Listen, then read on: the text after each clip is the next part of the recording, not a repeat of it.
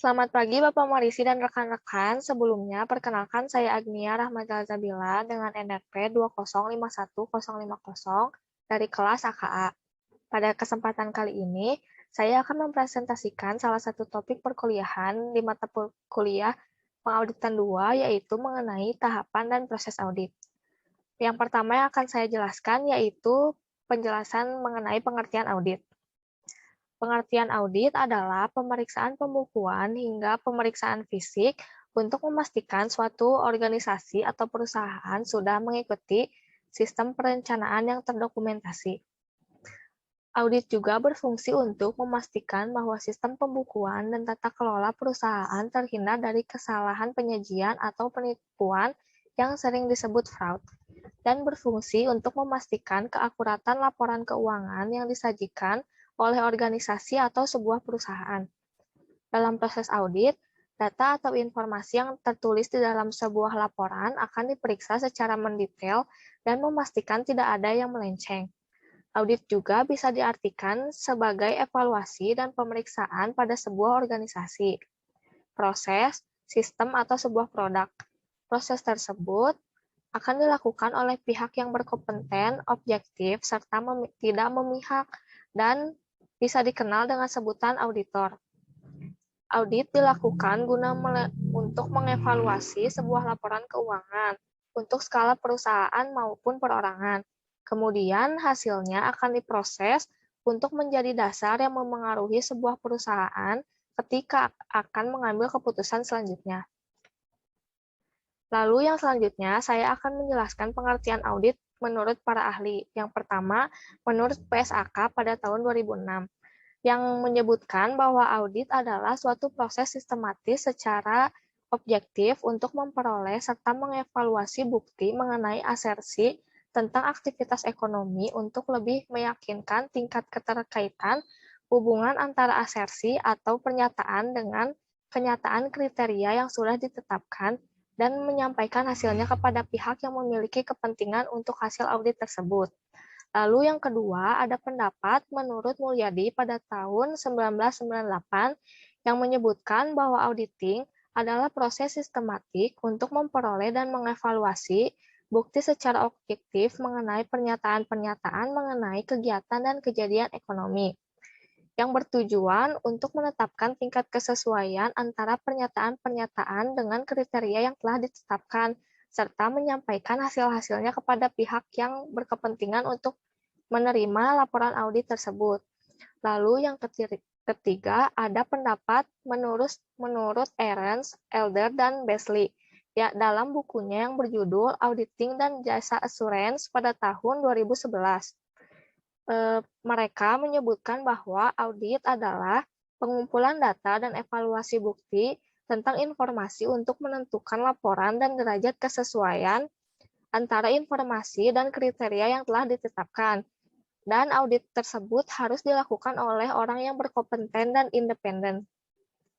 Lalu pendapat menurut ahli yang terakhir yaitu menurut Sukrisno Agus pada tahun 2004 yang menyebutkan bahwa audit adalah suatu pemeriksaan yang dilakukan secara kritis dan sistematis oleh pihak yang independen terhadap laporan keuangan yang telah disusun oleh manajemen secara catatan-catatan tersebut dan bukti-bukti pendukungnya dengan tujuan untuk dapat memberikan pendapat mengenai kewajaran laporan keuangan tersebut. Lalu yang selanjutnya adalah tujuan melakukan audit. Tujuan melakukan audit adalah untuk menilai kewajaran atau kelayakan penyajian laporan keuangan yang dibuat oleh sebuah perusahaan. Adapun kelayakan dan kewajaran ini mengacu pada prinsip akuntansi yang selanjutnya penilaian tersebut akan tercermin pada opini audit nantinya. Laporan keuangan suatu perusahaan itu wajib untuk diaudit terlebih jika perusahaan Anda adalah sebuah perusahaan yang go public. Jika laporan keuangan tidak diaudit, mungkin laporan keuangan tersebut mengandung banyak kesalahan baik yang disengaja maupun tidak. Oleh karena itu, laporan keuangan yang belum atau tidak diaudit kurang dipercaya kewajarannya oleh stakeholder. Sesingkatnya, audit laporan keuangan merupakan perbandingan antara kondisi yang terjadi dengan kriteria yang sudah ditetapkan. Selanjutnya, proses audit dibagi menjadi dua kelompok, yaitu dalam audit internal dan audit internal. Yang pertama, saya akan menjelaskan mengenai audit internal. Yang pertama, pengertian audit internal. Audit internal itu merupakan pemeriksaan audit yang dikerjakan oleh auditor internal, bagian khusus perusahaan yang membidangi bagian internal audit pada sebuah perusahaan. Kegiatan audit ini biasanya dilakukan oleh orang dalam perusahaan, baik karyawan maupun pegawai khusus yang bertugas dalam bidang akuntansi. Auditor internal merupakan karyawan perusahaan yang tempat perusahaannya untuk mereka audit. Auditor internal bertanggung jawab terhadap proses pengendalian internal perusahaan demi tercapainya efisiensi dan ketaatan pada kebijakan yang diambil oleh perusahaannya tersebut. Mereka juga akan memeriksa ketaatan perusahaan terhadap peraturan pemerintah serta kebijakan lain untuk ikatan profesi yang sedang berlaku. Yang selanjutnya ada tujuan audit internal. Dalam tujuan audit internal ini, biasanya bertujuan untuk pemeriksaan internal yang berfungsi mengevaluasi manajerial perusahaan di semua bagian, serta memberikan analisis, saran, serta komentar atau rekomendasi lanjut sebelumnya berdasarkan hasil pemeriksaan yang telah dilakukan. Tujuan dari auditing internal yaitu untuk membantu manajemen dalam melaksanakan tanggung jawabnya secara efektif. Auditor internal terutama berhubungan dengan audit operasional dan audit kepatuhan. Lalu yang selanjutnya, dalam audit internal juga memiliki tujuan yang dapat digolongkan dalam kategori-kategori berikut. Yang pertama ada kelengkapan. Fungsi kelengkapan ini yaitu bertujuan untuk memastikan bahwa semua transaksi yang telah dicatat dan dimasukkan ke dalam jurnal dengan segala kelengkapannya telah benar. Lalu yang kedua ada audit yang bertujuan untuk ketetapan, yang bertujuan untuk memastikan semua transaksi dan saldo perkiraan telah didokumentasikan dengan baik. Terus perhitungannya harus benar dan jumlahnya juga harus tepat, dan dikelompokkan berdasarkan jenis-jenis transaksinya. Lalu yang ketiga ada tujuan untuk eksistensi, yaitu bertujuan untuk memastikan pencatatan semua harta dan kewajiban memiliki eksistensi sesuai dengan tanggal tertentu. Jadi semua transaksi yang dicatat harus sesuai dengan kejadian yang sebenarnya. Lalu yang keempat ada penilaian, yaitu bertujuan untuk memastikan bahwa semua prinsip akuntansi yang berlaku telah diaplikasikan dengan benar. Lalu yang kelima ada klasifikasi, yang bertujuan untuk memastikan bahwa semua transaksi yang dicatat dalam jurnal diklasifikasikan sesuai jenis transaksinya. Lalu yang keenam ada pisah batas atau cut-off. Audit ini bertujuan untuk memastikan bahwa semua transaksi yang dekat tanggal neraca dicatat dalam periode yang sesuai. Pencatatan transaksi di akhir periode akuntansi sangat mungkin terjadi salah saji. Lalu yang kedua, saya akan menjelaskan mengenai audit eksternal. Yang pertama, penjelasannya, yaitu audit eksternal adalah jasa audit atau pemeriksaan keuangan yang diberikan oleh jasa akuntan publik. Jadi orang yang auditnya itu nggak boleh sembarangan. Perusahaan harus lebih jeli memilih kantor akuntan, dan kantor akuntannya tersebut harus memiliki izin operasional secara legal, serta memiliki sertifikat guna menjamin kredibilitasnya sebagai jasa audit. Auditing eksternal merupakan suatu kontrol sosial yang memberikan jasa untuk memenuhi kebutuhan informasi untuk pihak luar perusahaan yang diaudit. Auditornya adalah pihak dari luar perusahaan yang independen. Pihak di luar perusahaan yang independen itu adalah akuntan publik yang telah diakui oleh yang berwenang untuk melaksanakan tugasnya untuk melakukan audit suatu perusahaan tersebut. Jadi bedanya kalau audit internal itu kan orangnya dari perusahaan, tapi kalau audit eksternal itu orangnya dari suatu kantor jasa akuntan publik di luar perusahaan itu gitu. Lalu yang selanjutnya ada tujuan audit eksternal. Tujuan audit eksternal ini adalah untuk mendapatkan penilaian mengenai laporan perusahaan, melakukan evaluasi untuk evaluasi terkait laporan keuangan yang telah disusun serta penilaian manajerial yang telah dilakukan.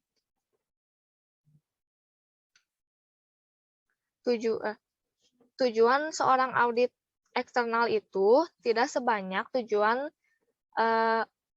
internal audit, soalnya eksternal audit hanya berfokus pada pemeriksaan laporan keuangan perusahaan. Dalam menjalankan tugasnya, seorang eksternal audit menemukan bagian dari laporan keuangan yang dinilai tidak wajar. Lalu, eksternal auditor akan membuat laporan mengenai hal tersebut dan memberikan opininya mengenai hal apa saja yang sebaiknya dilakukan.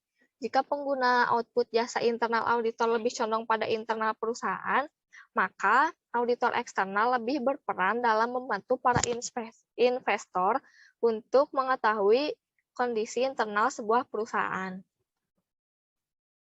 Lalu yang selanjutnya, saya akan membahas mengenai tahapan-tahapan audit yang dibagi menjadi 4 tahap.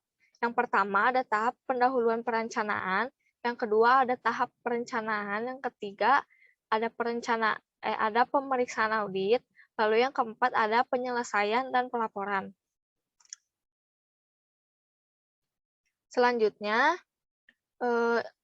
ini adalah tahapan-tahapan untuk melakukan proses perencanaan audit. Proses perencanaan audit adalah tahapan selanjutnya yang harus diketahui auditor. Untuk membuat perencanaan audit, seorang auditor harus melakukan beberapa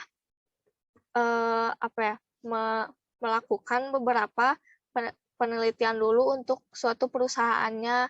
Salah satunya yang pertama harus memahami dulu bisnis dan industri yang dijalani oleh klien.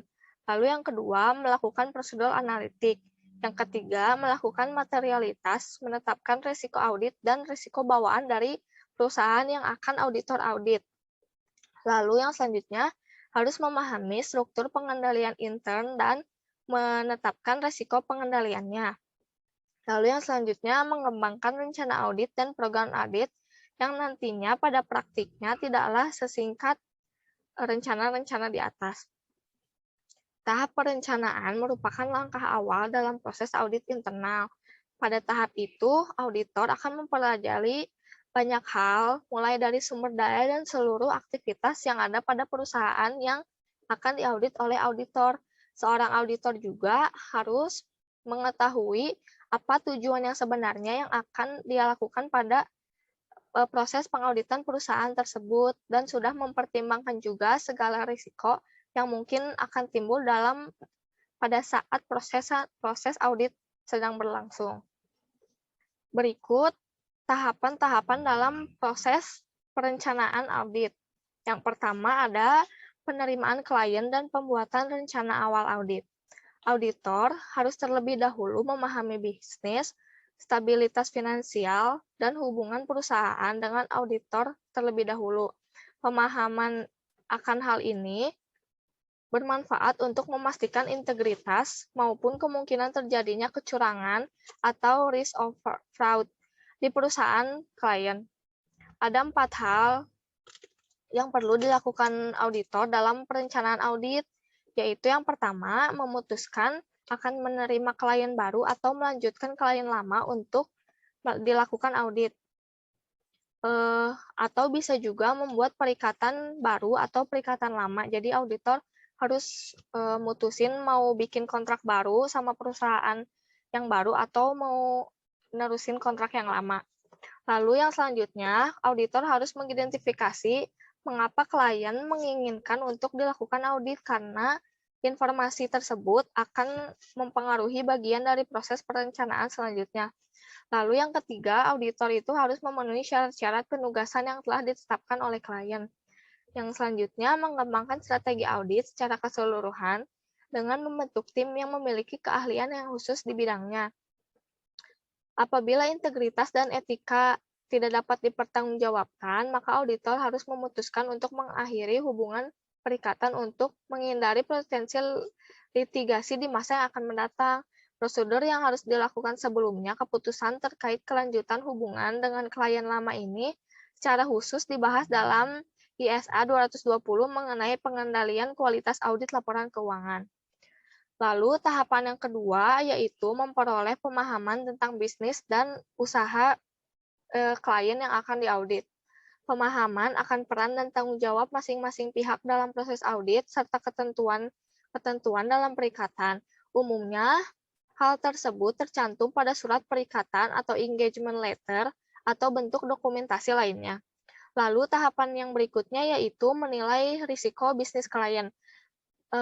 Dalam hal ini, auditor akan memeriksa dan memahami strategi bisnis yang telah dijalankan oleh klien, dan auditor akan menilai apakah risiko yang mungkin terjadi dalam bisnis kliennya tersebut. Apabila memang terdapat risiko dalam bisnis tersebut, maka dapat dipastikan bahwa bisnis yang dilakukan oleh klien tersebut mengalami kegagalan dalam pencapaian tujuan perusahaannya. Lalu yang keempat, tahapannya yaitu melaksanakan prosedur analitis pendahuluan. Mengenai prosedur analitis menyatakan bahwa dalam melakukan prosedur analitis, auditor harus mempertimbangkan laporan keuangan klien dengan melihat ekspektasi perusahaan. Hal ini dapat ditunjukkan dalam bentuk budget atau forecast cash report, mempertinjau informasi keuangan perusahaan di industri yang serupa. Contohnya, auditor dapat membandingkan rasio penjualan terhadap piutang perusahaan klien dengan perusahaan lain dengan ukuran yang serupa di industri yang sama. Juga, auditor dapat melihat informasi keuangan perusahaan klien di periode yang sebelumnya. Hal ini bertujuan untuk melihat kenaikan atau penurunan yang signifikan di akun-akun yang tertentu, sehingga auditor dapat merancang prosedur tertentu dalam rangka merespon hal ini. Lalu, tahapan yang selanjutnya yaitu menetapkan materialitas dan menilai risiko audit yang dapat diterima dan risiko inherentnya. Lalu, tahapan yang keenam yaitu memahami pengendalian internal dan menilai risiko pengendalian. Lalu tahapan yang ketujuh ada mengumpulkan informasi untuk menilai risiko kecurangan. Informasi yang terdapat dalam penilaian risiko kecurangan dapat ditemukan saat auditor melakukan kunjungan ke perusahaan, serta mengidentifikasi pihak-pihak yang terkait dalam prosesnya. Lalu, tahapan yang terakhir yaitu menyusun strategi audit keseluruhan dalam program audit. Pembentukan strategi audit ini ditujukan untuk merespon risiko salah saji dalam pelaporan keuangan dan mempertimbangkan hasil prosedur analitisnya atas kondisi dan lingkungan bisnis perusahaan klien. Strategi ini dapat berubah seiring berjalannya proses audit apabila terhadap perubahan yang berpotensi menghasilkan informasi yang berbeda dari ekspektasi sebelumnya. Auditor dapat memilih antara dua strategi audit awal, yaitu yang pertama ada strategi pendekatan substantif, lalu yang kedua ada strategi pendekatan tingkat risiko pengendalian yang taksirannya rendah. Berikut 8 tahapan perencanaan audit. Lalu tahapan yang selanjutnya yaitu ada pemeriksaan audit. Pada tahap ini, auditor melakukan pengujian analitik, pengujian pengendalian, dan pengujian substantif. Singkatnya, pengujian analitik dilakukan auditor dengan mempelajari data-data dan informasi bisnis klien dan membandingkan dengan data dan informasi yang lain. Pengujian pengendalian merupakan prosedur audit yang harus dilakukan untuk memverifikasi efektivitas pengendalian internal klien. Sementara pengujian substantif merupakan siklus audit untuk menemukan kesalahan yang langsung memberikan pengaruh pada laporan keuangan. Jadi dengan ini tujuan audit itu yaitu untuk mengevaluasi. Adapun tahapan yang harus dilakukan dalam proses pemeriksaan audit yaitu tahapan pengujian dan pengendalian internal. Tahapan pengujian pengendalian internal ini dibagi menjadi 3 tahapan, yaitu pertama, pengujian substantif transaksi, yang kedua, pengujian prosedur analitik, lalu yang ketiga, pengujian detail transaksi. Tahap yang selanjutnya yaitu penyelesaian dan pelaporan. Setelah melakukan pemeriksaan audit, tahap yang jadi tahap terakhir dalam penyusunan laporan audit keuangan yaitu tahap ini, pelaporan audit. Laporan audit merupakan hasil dari pekerjaan audit yang telah dikerjakan. Laporan ini membentuk komunikasi auditor dengan pihak lainnya. Laporan audit tidak boleh dibuat secara sembarangan. Dalam laporan audit harus mencakup jenis dan jasa yang diberikan, objek yang diaudit, lingkup audit, tujuan audit, hasil audit, dan rekomendasi yang diberikan jika ada kekurangan, dan informasi lainnya. Laporan audit merupakan tanggung jawab audit yang besar, sehingga untuk memutuskan dan membuat laporan ini harus sangat berhati-hati. Jika tidak ada nama kantor akuntan publik, biasanya akan tercemar dan akan ada hukuman dari pihak yang berwajib. Beberapa hal penting yang wajib ada dalam laporan audit, yaitu rekomendasi pengembangan yang mungkin bisa dicapai oleh suatu perusahaan itu, atau inovasi yang harus dilakukan oleh perusahaan. Agar audit keuangan usaha berjalan dengan lancar dan mudah disimpulkan, maka pastikan laporan audit keuangan dan jurnal tertata dengan rapi. Lalu, dalam proses penyelesaian dan pelaporan audit ini, terdapat beberapa tahap yang harus dilakukan. Yang pertama, ada tahap untuk mereview kewajiban kontingensi. Lalu yang kedua, ada tahap mereview atas peristiwa setelah periode pelaporan. Lalu yang ketiga, ada proses pengumpulan bukti final. Yang keempat, ada tahapan evaluasi dan kesimpulan. Yang kelima, ada tahapan komunikasi dengan klien. Yang keenam, ada tahapan penerbitan laporan audit.